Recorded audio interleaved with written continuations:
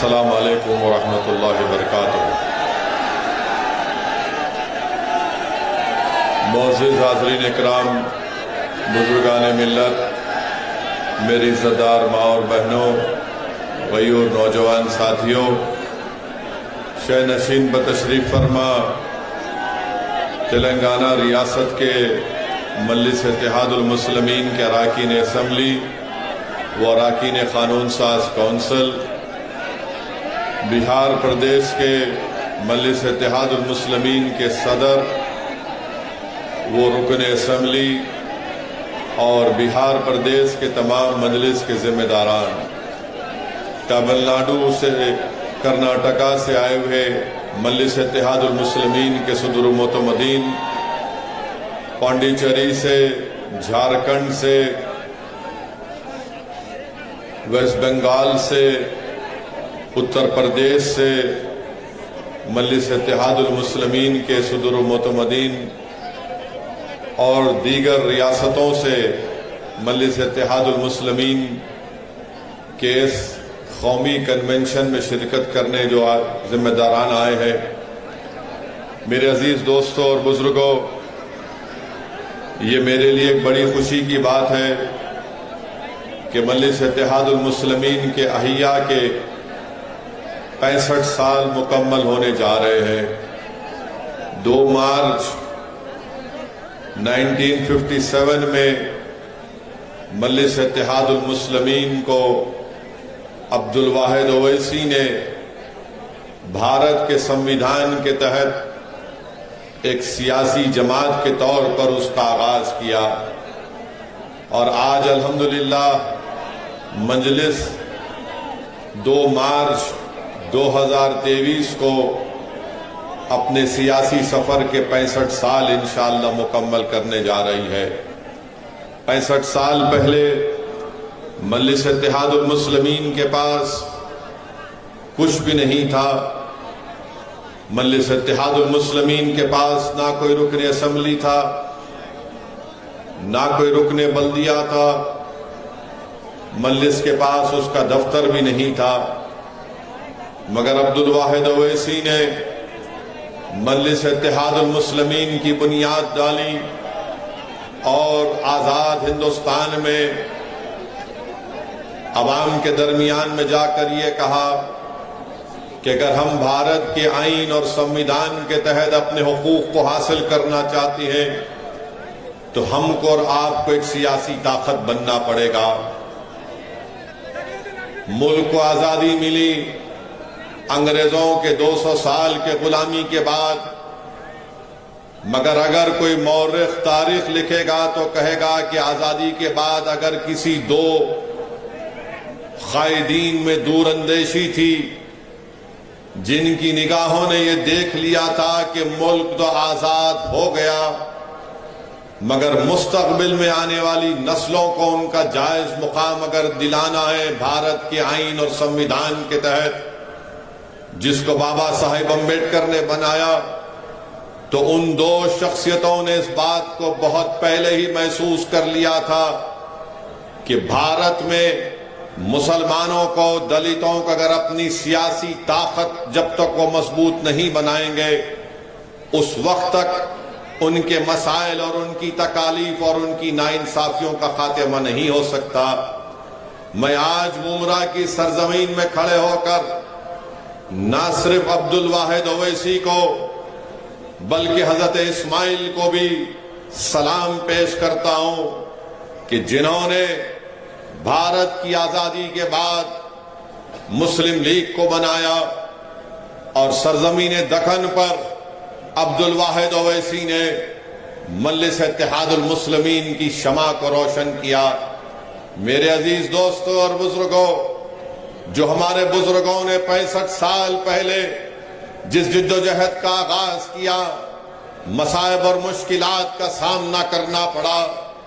अब्दुल वाहिद ओवैसी को 11 महीने जेल की सोबतें बर्दाश्त करनी पड़ी, तकालीफ और हुकूमत के जुल्म का सामना करना पड़ा। बल्कि एक ऐसा वक्त अब्दुल वाहिद ओवैसी के घर पर भी आया कि पीने का पानी बंद कर दिया गया था।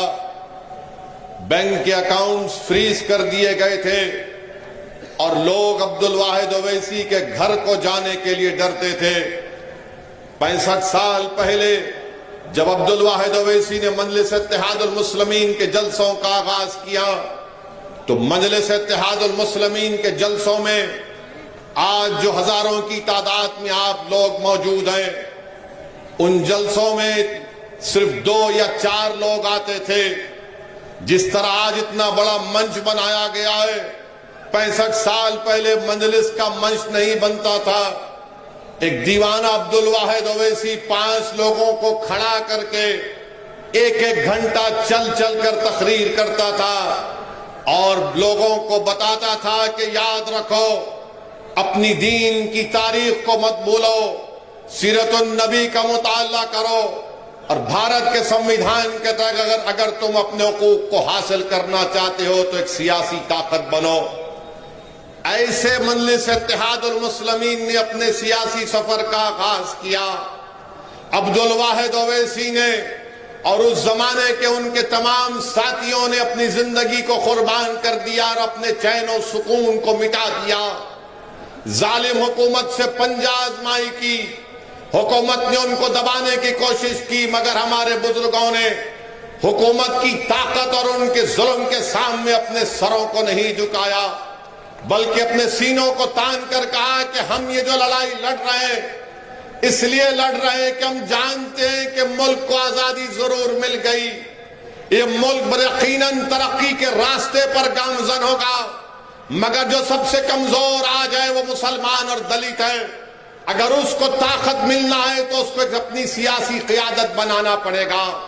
मेरे अजीज दोस्तों और बुजुर्गों, आज मजलिस इत्तेहादुल मुस्लिमीन के पास 2 MP हैं, 7 रुकने असेंबली तेलंगाना में है, 2 महाराष्ट्र में है, 1 बिहार में है, 100 से ज्यादा अराकीन बल्दिया महाराष्ट्र में है, गुजरात में अराकीन बल्दिया, मध्य प्रदेश में अराकीन बल्दिया, कर्नाटका में अराकीन बल्दिया, उत्तर प्रदेश में मजलिस के अराकीन बल्दिया।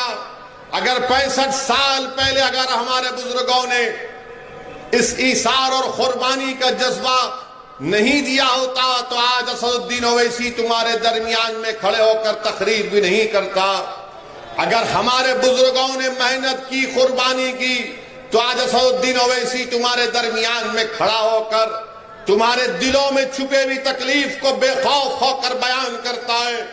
मेरे अजीज दोस्तों और बुजुर्गों, इसीलिए नौजवानों, जो आज तुम इतनी बड़ी तादाद में आज यहां पर खड़े हो, नौजवानों तुमको मैं पैगाम दे रहा हूं, ये लड़ाई अगर आज असदुद्दीन ओवैसी, इम्तियाज जलील, सैफ पठान, वारिस पठान, फैयाज खान और अगर अख्तरुल ईमान मजलिस के जिम्मेदारान लड़ रहे तो नौजवानों सुनो, ये तुम्हारी लड़ाई हम लड़ रहे। अगर मेरी आवाज मासूम स्कूल के बच्चों को पहुंच रही है तो सुनो मेरे बेटे और बेटियों, ये लड़ाई मजलिस तुम्हारे मुस्तकबिल के लिए लड़ रही है। हमने अपनी जवानी के रास्ते हमारे खत्म हो गए, अब हम मौत के करीब जा रहे हैं, मगर हम अपनी जमीन में जाने से पहले, अपनी आंखों को बंद होने से पहले देखना चाहते हैं कि भारत की हर रियासत में मजलिस इत्तेहादुल मुस्लिमीन का रुकने असेंबली और रुकने पार्लियामान मुंतखब होकर जाए। हमारी जिंदगी का मकसद एक ही है हमारे बच्चों और बेटियों, मेरे नगयूर नौजवानों, हमारी लड़ाई एक ही है कि जब तुम जिंदगी, असल जिंदगी में कदम रखोगे तो तुम उन नाइंसाफियों का सामना नहीं करोगे, बल्कि तुमको इज्जत की निगाहों से तुम्हारे तमाम जायज मुतालिबात तुमको मिलेंगे। ये लड़ाई मजलिस लड़ रही है। अगर 65 साल पहले हमारे बुजुर्ग डर कर बैठ जाते तो याद रखो क्या होता। मेरे अजीज दोस्तों और बुजुर्गों, आज मजलिस का नेशनल कन्वेंशन होता है। 1 रियासत, 2 रियासत नहीं, 16 प्रदेशों से मजलिस के नुमाइंदे आते हैं।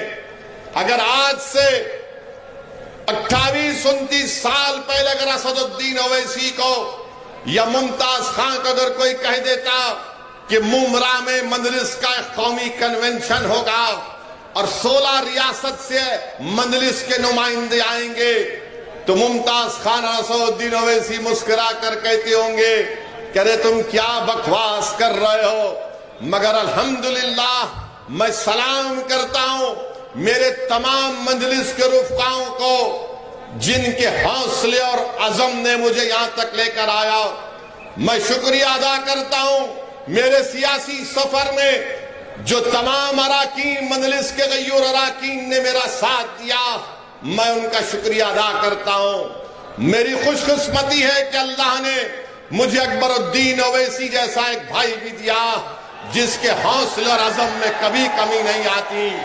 मैं शुक्रिया अदा करता हूं अकबर की दीवानगी का, उसकी जिद का कि अकबरुद्दीन ओवैसी, आज अकबरुद्दीन ओवैसी का साथ है, अहमद बलाला है, अहमद पाशा खादरी जो सालारे मिल्लत के साथी हैं।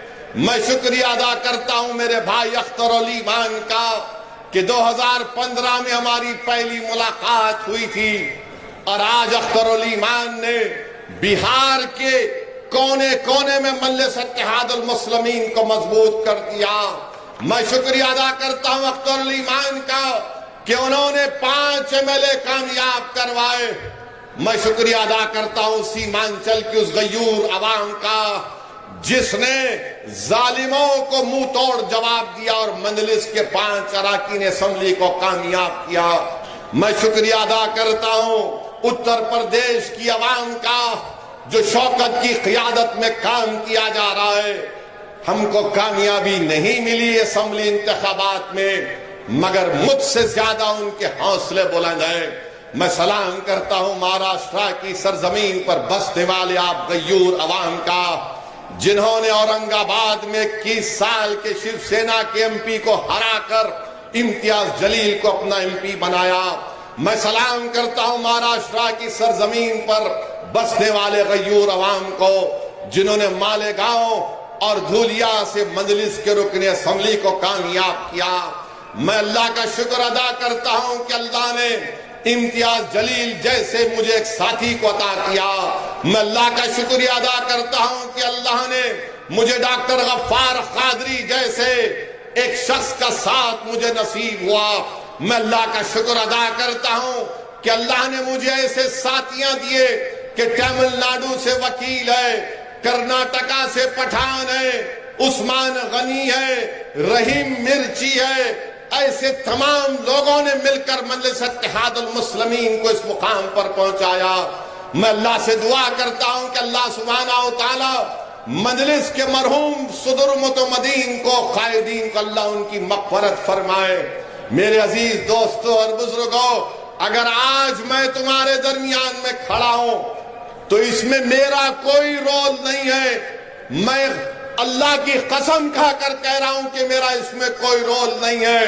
अगर मैं यहां खड़ा हूं तो सिर्फ और सिर्फ अल्लाह का करम मुझ पर है। मैं अगर खड़ा हूं तो नबी करीम सल्लल्लाहु अलैहि वसल्लम का सदका है।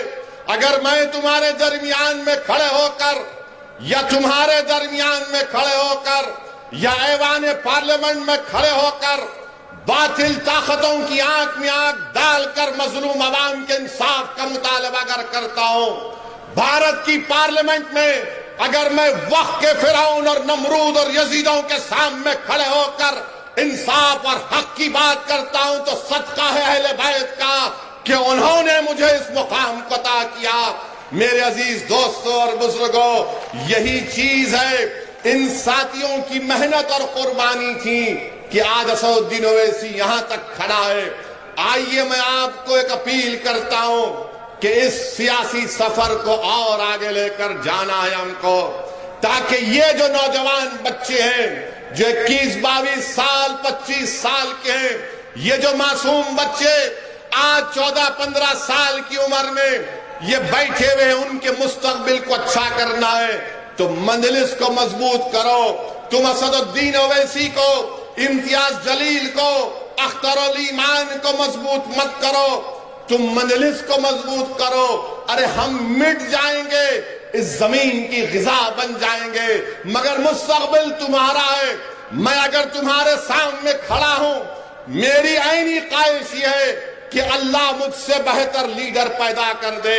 मेरी ख्वाहिश यह है कि तुम नेता बनो, तुम लीडर बनो, तुम कौम के सदर बनो, ताकि तुम क़यादत करो। ये मेरे जिंदगी का मकसद है।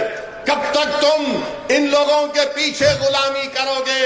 अरे जब राष्ट्रीय कांग्रेस वाले अजीत पवार नेता बन सकता है, सुप्रिया सूले नेता बन सकती है, उद्धव ठाकरे अपने बाप का बेटा होने की बिना पर नेता बन सकता है, जब एकनाथ शिंदे नेता बन सकता है, जब फडणवीस नेता बन सकता है, तो क्या महाराष्ट्र का मुसलमान शरद पवार की तरह, उद्धव ठाकरे की तरह, शिंदे की तरह नेता नहीं बन सकते?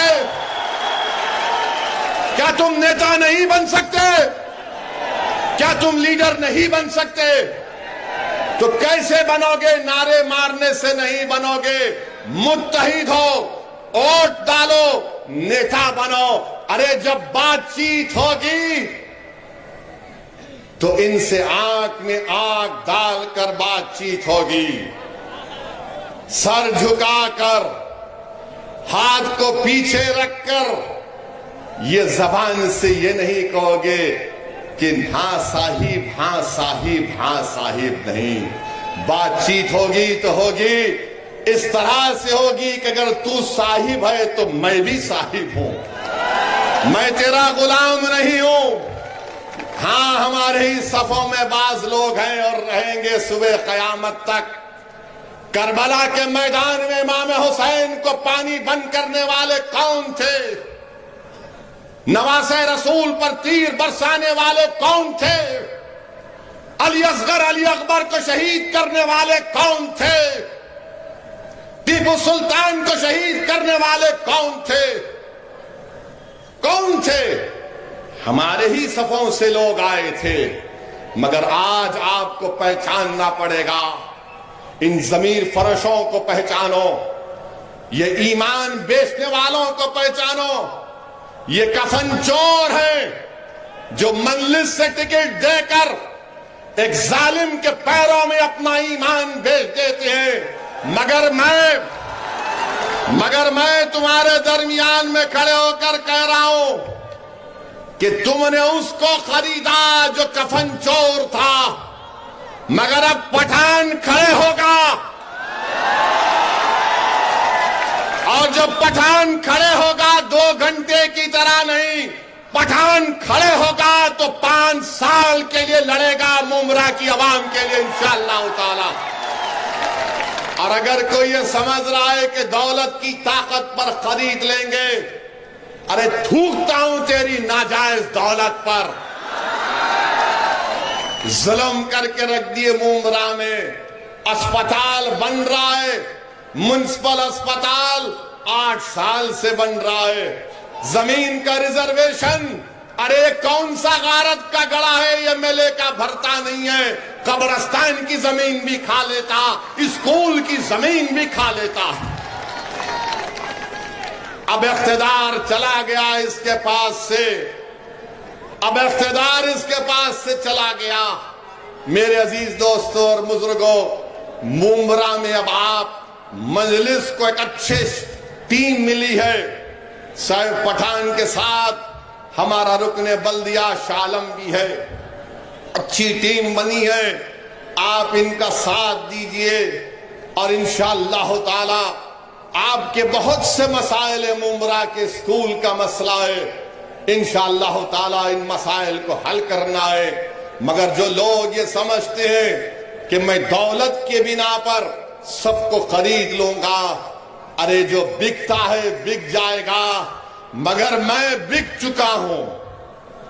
लोग कहते हैं ओवैसी तुम इनके लिए काम करते हो, तुम फुला की टीम हो। अरे जालिमो, तुमको नहीं मालूम असदुद्दीन ओवैसी अपने आप को बेच चुका है। असदुद्दीन ओवैसी अपने आप को बेच चुका है। मैं बिक चुका हूं नबी करीम सल्लल्लाहु अलैहि वसल्लम के गुलामों की गुलामी में।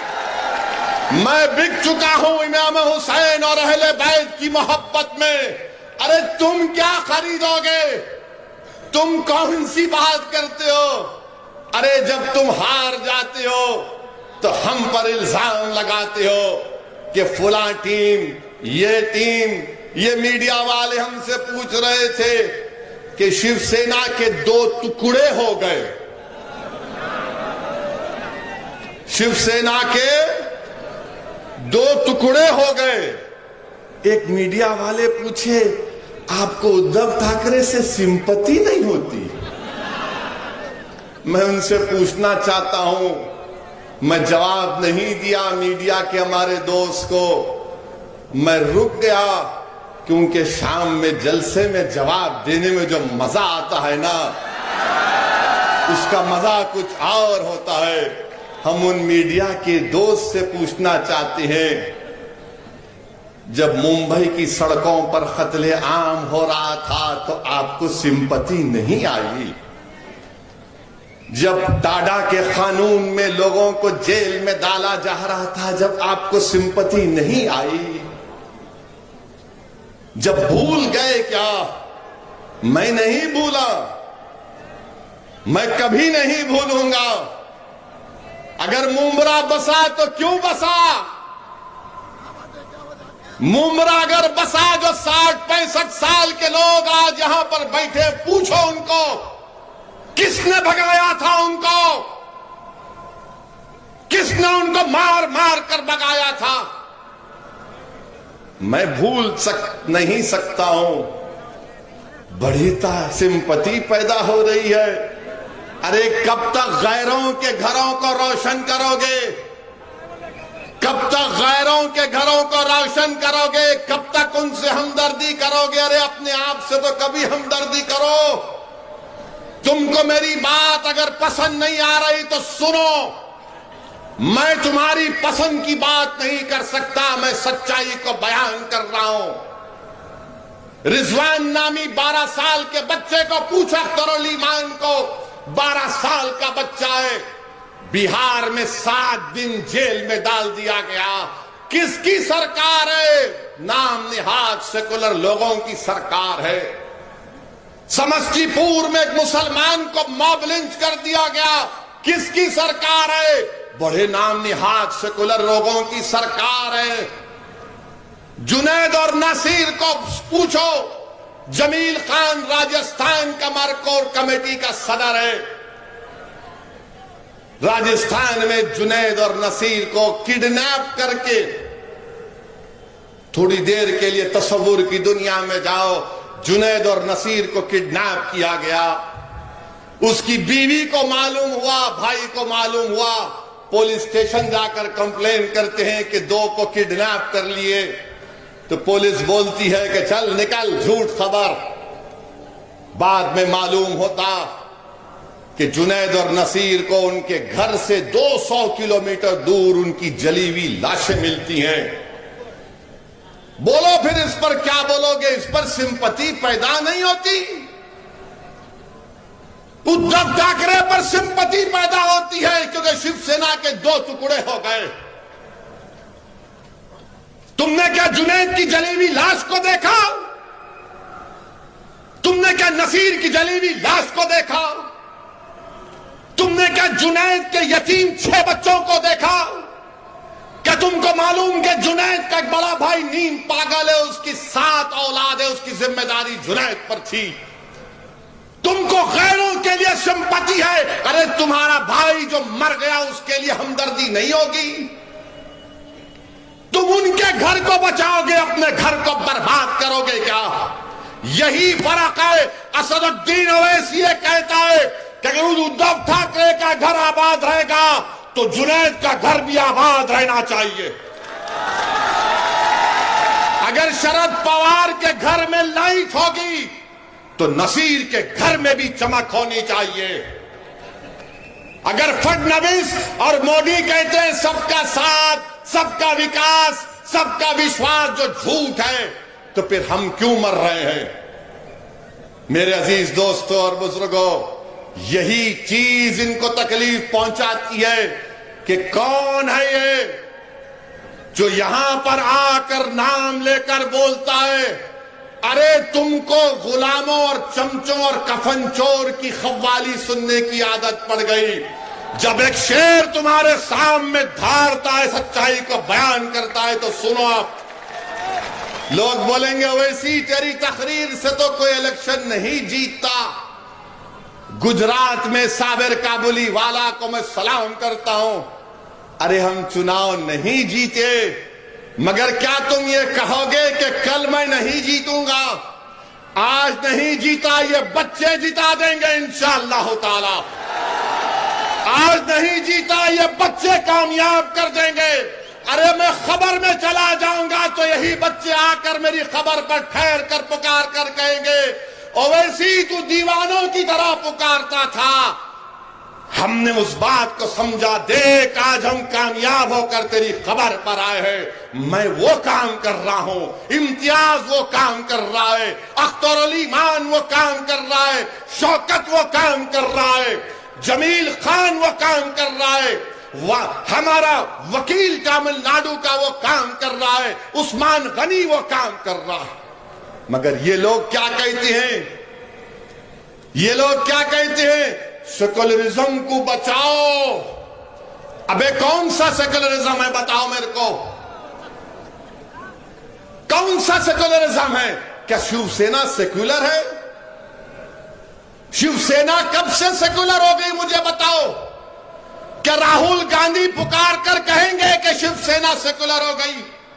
दोनों शिंदे एंड उद्धव, ये राम और श्याम की जोड़ी है, कभी भी मिल ले सकते। मगर आप सिंपैथी नहीं है।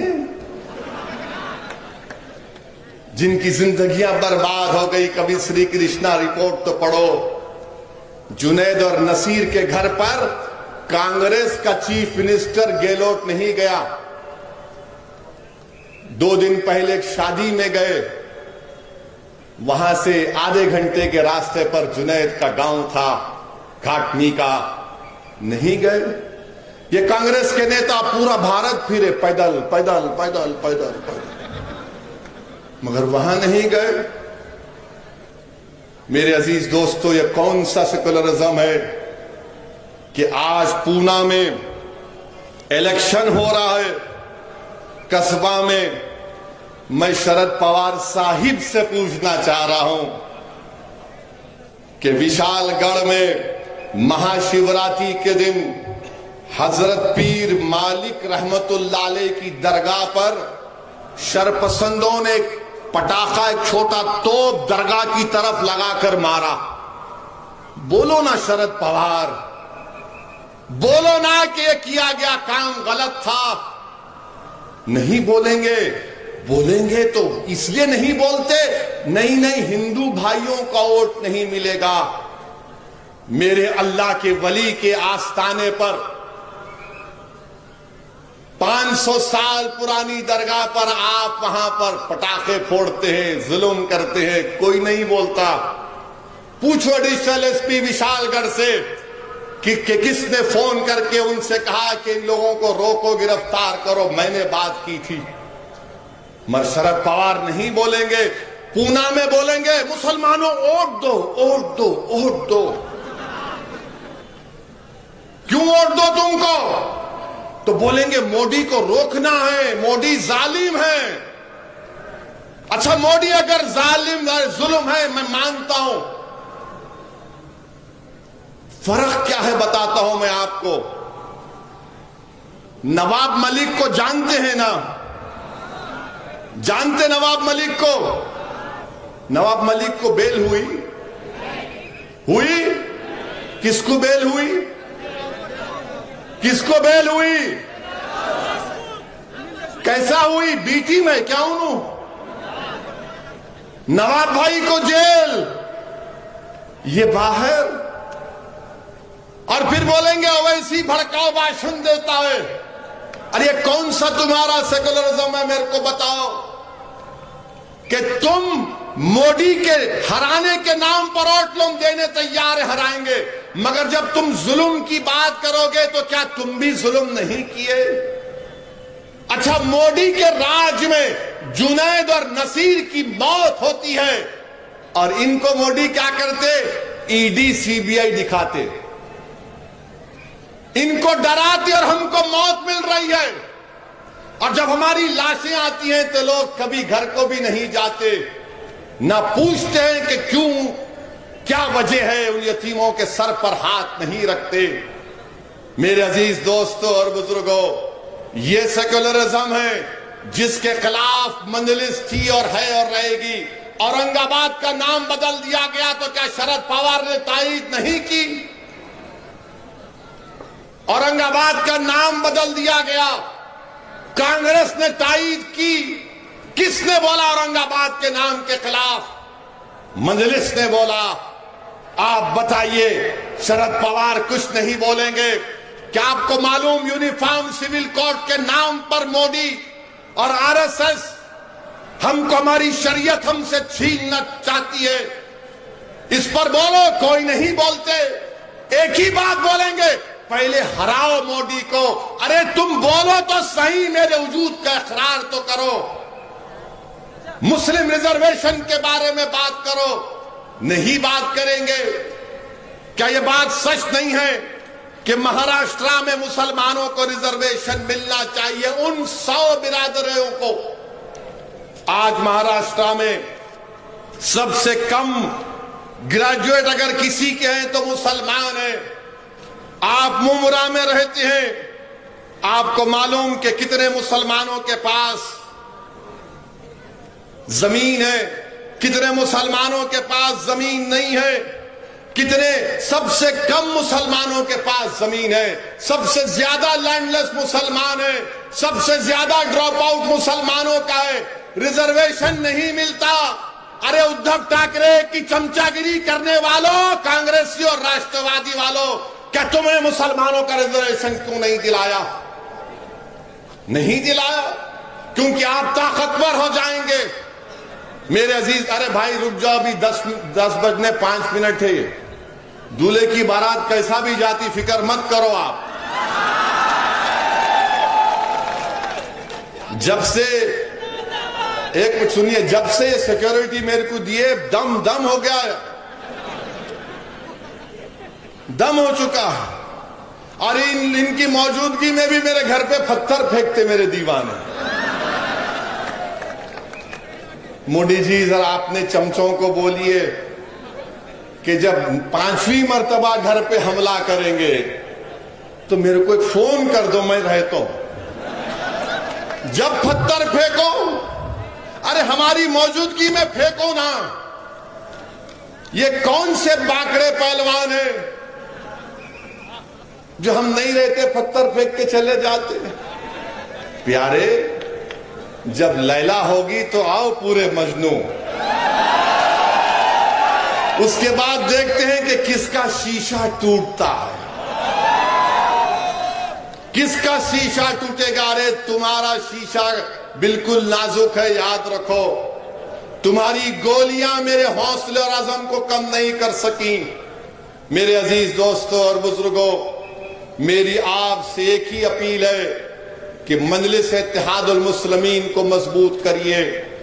याद रखिए आप मेरी इस बात को, जब तक आप अपना नेता नहीं पैदा करेंगे, आपकी तकालीफ दूर नहीं हो सकती। इस समाज में हर बिरादरी का एक नेता है। अगर किसी का नेता नहीं है तो मुसलमानों का है। जीत कर तो आ जाते हैं, मगर उनकी जबानों पर उनकी पार्टी का ताला लगा हुआ। मेरी इज्जतदार मां और बहनों, मजलिस को मजबूत करिए।